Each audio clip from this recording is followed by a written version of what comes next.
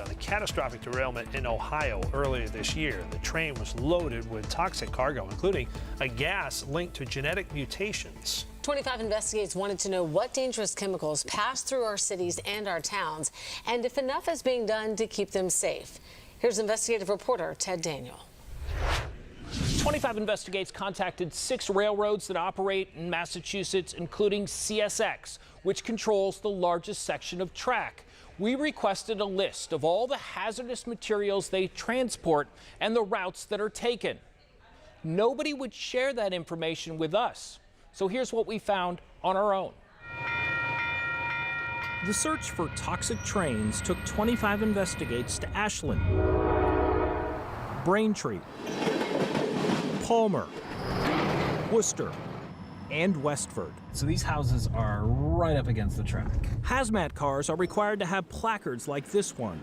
The numbers identify what's inside. The placards on these cars say 1075. That's liquid petroleum gas. Liquefied petroleum gas, or propane, is highly flammable and carries the risk of explosion. In these cars, sodium hydroxide, or lye. Lye is corrosive and can cause chemical burns in high concentrations. Right behind us, we have an elderly housing complex and lots of families who live right adjacent to this track. Former Westford Selectman Don Sirianni says hazmat trains come through town a couple of times a day. In 2016, one carrying propane derailed. The disclosure and what is required under federal law is wholly inadequate. Right now, citizens are relying on luck rather than the law. 10 miles from Westford in Air, we found a tanker car with methanol. Methanol is described as toxic and highly flammable. It's missing 2 spikes here, and of the 2 that are left, there's one of them, and there's the other. Charles McQuaid showed us the condition of the track the methanol travels on. This is the condition of all the wood on the entire track. I mean, I could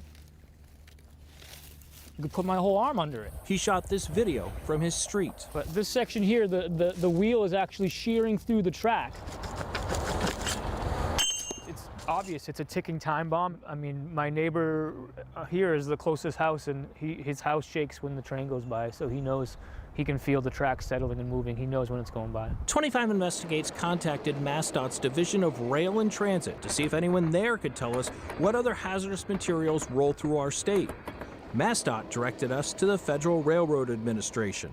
An FRA spokesperson tells us it does not monitor train movements or types of cargo in real time. We found railroads aren't required to share real-time information with anyone, even emergency personnel.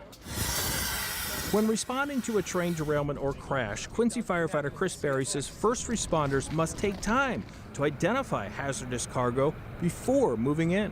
And we're going to try to ascertain as much as we can from a high point, maybe even using binoculars, of what the hazard is. Can we see any strange colored smoke? Is it smoking at all? Does it appear to be leaking? Data reviewed by 25 Investigate shows 167 cars carrying hazmat have been involved in incidents and accidents in our state in the last decade, with no reported leaks or spills. Other areas of the country have been less fortunate, like East Palestine, Ohio. The February explosion and mass evacuation there has prompted public hearings in Congress. We will never forget the night the train derailed. I could see a huge fireball from my driveway. And calls to toughen regulations for the rails. Among the changes Massachusetts Representative Seth Moulton wants to see, increased transparency, including real-time tracking of hazardous cargo. Trucking companies and railroads have this information. They obviously know what they're transporting. And so just making that available to first responders through an efficient system available online is something that we'd like to see done.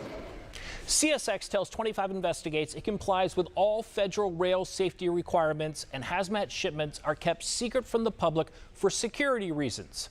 First responders can track hazmat shipments with a mobile app, but according to the NTSB, only a small portion of them have access to it.